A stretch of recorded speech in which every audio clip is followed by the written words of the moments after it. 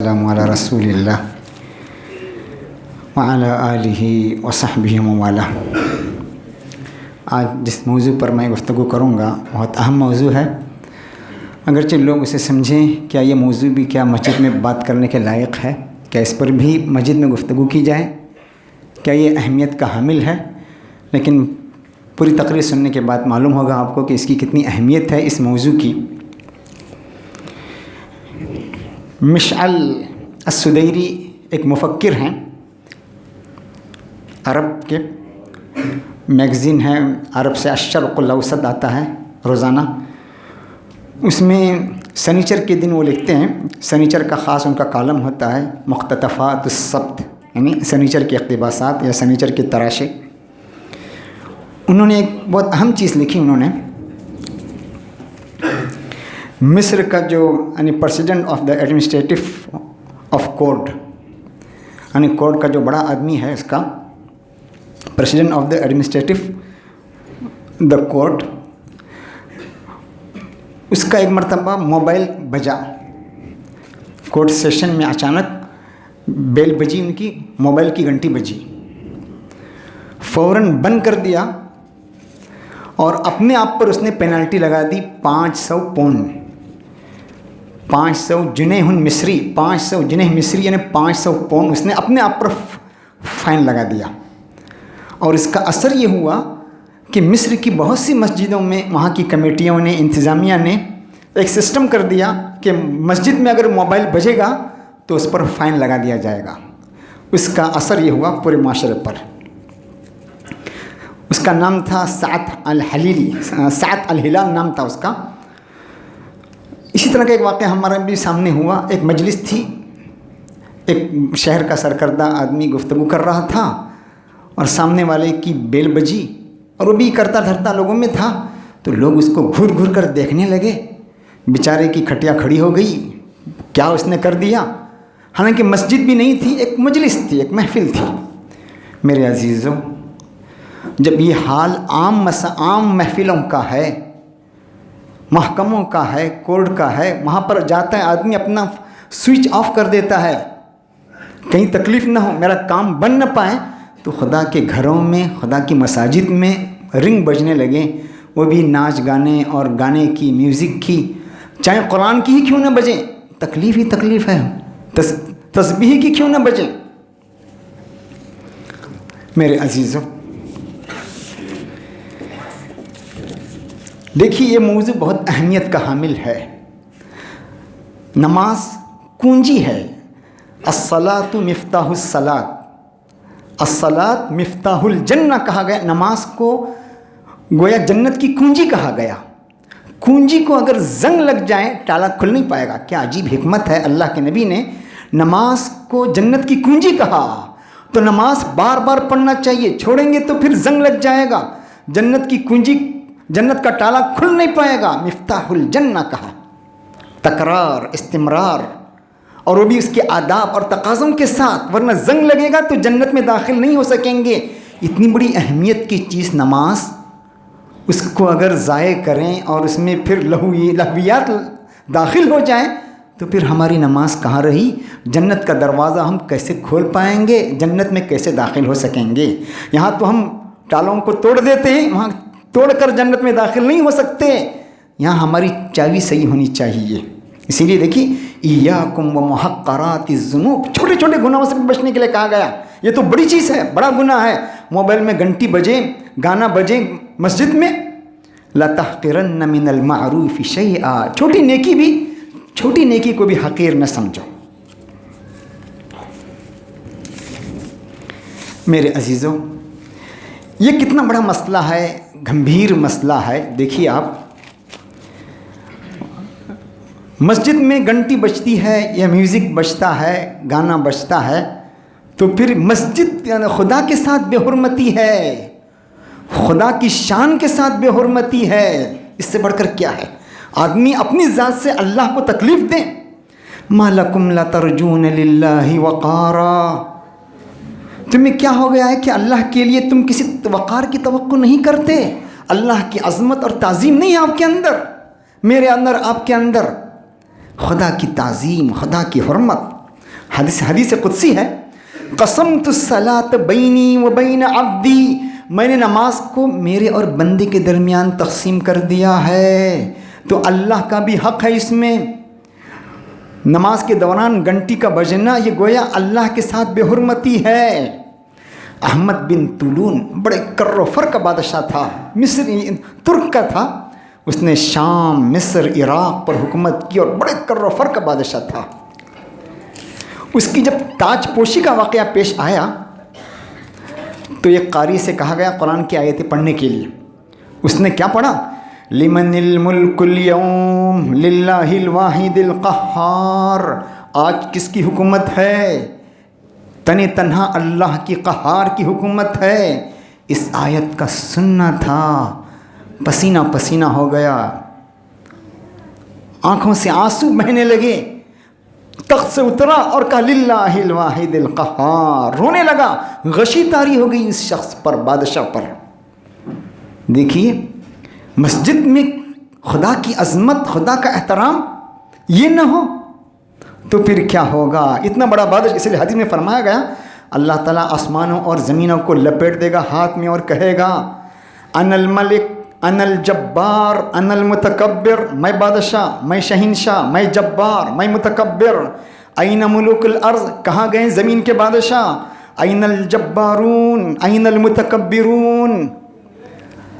میرے عزیزو، جس مسجد میں ہم آ رہے ہیں، جن کا گھر ہے، وہاں اگر رنگ ٹونگ بجنے لگیں، گانا بجنے لگیں، تو پھر اس سے بڑھ کر خدا کی بے حرمتی اور خدا کو تکلیف دینا اس سے زیادہ کیا ہوگا؟ مسجد کی حرمتی، میں اس لیے کہہ رہا ہوں یہ کوئی معمولی چیز نہیں ہے۔ خدا کے ساتھ بے حرمتی، مسجد کی بے حرمتی۔ حدیث میں آتا ہے اذا دخل احدکم المسجد فلیسلم علی النبی، جب تم میں سے کوئی مسجد میں داخل ہو تو نبی پر درود بھیجیں، نبی پر سلام بھیجیں۔ فلیقل، اور کہیں اللہم اجرنی من الشیطان الرجیم، اے اللہ مجھے شیطان رجیم سے بچا۔ اب شیطان کو ساتھ لوگ لے کر آتے ہیں مسجدوں میں۔ حدیث میں آتا ہے اذا خرج احدکم الی المسجد فلا یشبکن یدہ لانہ فی صلاۃ، جب تم میں سے کوئی مسجد کی طرف نکلے تو وہ انگلیوں کو نہ چڑھائیں، انگلیوں کو ایک ہاتھ کی انگلی کو دوسری ہاتھ میں نہ ملائیں، اس لیے کہ وہ نماز میں ہے۔ گھر سے مسجد کے لیے نکلنا گویا نماز میں ہونا ہے، تو اس حرمت کو پامال کرنا مسجد میں، مسجد کو کیا اللہ کے گھر کو تکلیف نہیں ہے؟ احب البقاء الی اللہ، خدا کے گھروں میں سب سے محبوب گھر اللہ کو کون سی ہیں؟ مسجد ہیں۔ مصطفیٰ پاکستانی مفکر محمد اعجاز مصطفیٰ لکھتے ہیں پاکستانی اخبار میں، ایک وقت تھا کہ متحدہ ہندوستان میں کافر لوگ بھی مسجد کا احترام کرتے تھے اور اپنا باجا وغیرہ مساجد سے کافی دور ہی بند کر دیتے تھے۔ دیکھا آپ نے، مسجد کے احترام میں برادران وطن بھی دور سے ہی بینڈ باجا بند کرتے تھے۔ آج یہیں بینڈ باجا یا میوزک ہم لوگ مسجد میں چلا رہے ہیں۔ ہمارے 2-3 پروفیسر ہیں، کلیگس ہیں انجمن ہمیں مسلمین میں، ہمارے ہندو کلیگس ہیں، ہم نے ان سے پوچھا کہ آپ کے مندروں میں اگر بیل بجتی ہے فون کی تو کیا کرتے ہیں آپ لوگ؟ وہ کہنے لگے مولانا ہم اس کو عیب سمجھتے ہیں، لوگ ان کو گھورتے ہیں، پوجا پاٹ کے دوران موبائل کی گھنٹی بج جائیں اس کو ہم عیب سمجھتے ہیں، لوگ گھرنے لگتے ہیں، اس کو ہم اچھا نہیں سمجھتے۔ میرے عزیزو، جن کی عبادتیں ہی کیا ہیں؟ گانا بجانا ہے، سیٹیاں بجانا۔ وَمَا كَانَتْ صَلَاتُهُمْ عِنْدَ الْبَيْتِ إِلَّا مُكَاءً وَتَصْدِيًّا، بیت اللہ کے بارے میں کہا ان کی نماز کیا ہے؟ سیٹی بجانا، ششکارنا، تالیاں بجانا۔ ان کا جب یہ حال ہے، اپنی مندروں میں گھنٹی موبائل سوئچ آف کر کے رکھتے ہیں، چلنے نہیں دیتے، اور چلتا بھی تو فوراً بند کر دیتے ہیں، لوگ معیوب سمجھتے ہیں۔ تو عبادت گھروں میں، اللہ کے گھروں میں، مساجد میں اس کی بے حرمتی کو پامال کریں، یہاں گھنٹی بجنے لگیں تو کتنی بڑی برائی ہے۔ قرآن صاف کہتا ہے ذَلِكَ وَمَنْ يُعَظِّمْ شَعَائِرَ اللَّهِ فَإِنَّهَا مِنْ تَقْوَى الْقُلُوبِ، مساجد اللہ کے شعار ہیں اور اس کا تعلق دل کے تقوی سے ہے۔ جو آدمی مسجد کی تعظیم کرے گا وہ متقی ہے، کیوں؟ دل کے تقوی کا تعلق مساجد سے ہے۔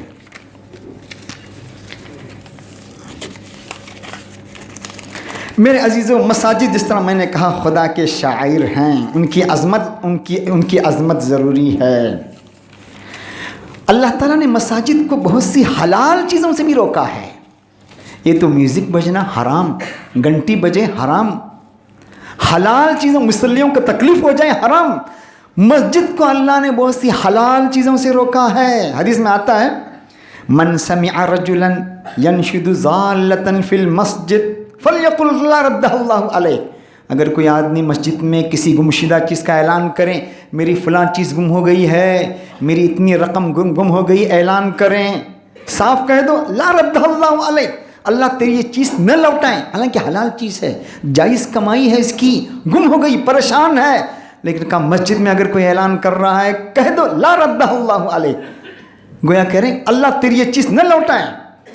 فَإِنَّ الْمَسَاجِدَ لَمْ تُبْنَ لِهَذَا، مساجد اس کے لیے تھوڑی بنائی گئی ہیں۔ جب حلال چیزوں سے روکا جا رہا ہے تو حرام چیزوں کا ارتکاب کس درجہ تکلیف دہ ہوگا، خدا کو تکلیف، مسجدوں کے خدا کی بے حرمتی، مسجدوں کی بے حرمتی، نمازیوں کو تکلیف۔ اسلام کا اصول کیا ہے؟ لا ضرر ولا ضرار، نہ تکلیف دو نہ تکلیف لو۔ مصلیوں کو تکلیف کتنی بڑی چیز ہے، ایک کو تکلیف نہیں ہے، مصلیوں کو تکلیف۔ صاف کہا ولا تجہر بصلاتک ولا تخافت بها، بڑی آواز سے نماز نہ پڑھو، بڑی آواز سے اور نہ بہت ہلکی آواز سے۔ وابتغی بین ذالک سبیلا، متوازن۔ تو مصلیوں کو تکلیف نہ ہو، اس درجہ احتیاط۔ حدیث میں آتا ہے لا یجہر بعضکم علی بعض بالقرآن، مسجد میں قرآن بھی بڑی آواز سے نہ پڑھی جائیں کہ مصلیوں کو تکلیف ہو جائیں۔ جب قرآن کے بارے میں یہ حال ہے، نماز کے بارے میں جب یہ حال ہے، تو پھر مساجد میں ہماری رنگ ٹونگ بجنا یا گانا بجنا، میوزک بجنا، باجا بجنا موبائل کا کس درجہ تکلیف دہ اور منحوس ہے۔ اللہ کے نبی کی حدیث ہے متفق علیہ، بخاری مسلم کی، قال النبی صلی اللہ علیہ وسلم فی خمیصۃ لها اعلام، اللہ کے نبی ایک چادر پہنے ہوئے تھے جس پر نقش و نگار تھا۔ اچانک نماز میں آپ کی نظر اس پر پڑی، اپنی چادر پر پڑی۔ جب لوٹے تو کہا اذهبوا بخمیصۃ هذه الی ابی جہم، ابو جہم نے گفٹ دیا تھا، ان کو تحفہ دیا تھا۔ ابو جہم کے پاس لوٹا تو یہ تحفہ مجھے نہیں چاہیے، ہم ہوتے تو کیا کرتے، لوٹا دیتے، ضرورت نہیں ہم کو۔ کہا دوسری چادر لے آؤ۔ کہا کیا اللہ کے نبی کسی کا دل رکھتے تھے؟ وَأْتُونِي بِأَنْجَبَانِيَّةِ أَبِي جَہَم، انجبانیہ کہتے ہیں، یہ انجب ایک شہر کا نام ہے، وہاں سے بنی ہوئی چادر، سیدھی سادھی۔ کہا وہ چادر میرے پاس لے آؤ۔ پھر اللہ کے نبی نے کہا فَإِنَّهَا أَلْهَتْنِي آنِفًا عَنْ صَلَاتِي، اس نے مجھے نماز سے غافل کر دیا۔ اللہ کے نبی جب یہ کہہ رہے ہیں مجھے اس نے غافل کر دیا، میں اور اب کیا ہیں؟ گھنٹی بجے ہم کہیں ہم کو تکلیف نہیں ہوتی، اللہ کے نبی کہہ رہے ہیں اپنے نقش و نگار کی چادر پر نظر پڑی، کہہ رہے اس نے مجھے نماز سے غافل کر دیا۔ کسی کی گھنٹی بجے تو خود اس کی نماز میں خلل، سب کی نماز میں خلل، کتنا بڑا جرم ہے۔ دیکھیے ہم سمجھے بھائی ہم کو فرق نہیں پڑتا۔ ما جعل اللہ لرجل من قلبین فی جوفہ، اللہ نے انسان کے دل میں دو دل نہیں رکھا۔ نماز میں خشوع بھی ہو، گھنٹی بھی بجے، دو کام ہو، یہ نہیں ہو سکتا۔ قرآن کا اعجاز دیکھیے، آج تک ایسا آدمی پیدا نہیں ہوا جس کے سینے میں دو دل ہیں، پیدا ہی نہیں ہوا۔ سائنس نے کہہ دیا، قرآن نے 1450 سال پہلے کہہ دیا دو دل نہیں ہو سکتا، لیکن اس کا اعجاز یہ بھی دیکھیے، قرآن نے کیا کہا؟ لِرَجُلٍ کہا، لِإِمْرَأَةٍ نہیں کہا، لِبَنِي آدم نہیں کہا، لِإِنسان نہیں کہا۔ کیوں؟ اگر عورت ہے تو دو بچے ہوتے ہیں، ایک بچہ ہوتا ہے، گویا اس کے سینے میں دو دل ہے، دو بچے ہیں، ایک بچہ ہے، اس کا اپنا دل، عورت کا دل۔ کیا اعجاز ہے قرآن کا۔ وَمَا جَعَلَ اللَّهُ لِرَجُلٍ، جب اللہ کے نبی کو بھی یہ چیزیں غفلت میں ڈال سکتی ہیں تو میں اور آپ کیا؟ الحت نہیں کہا اللہ کے نبی صلی اللہ علیہ وسلم نے۔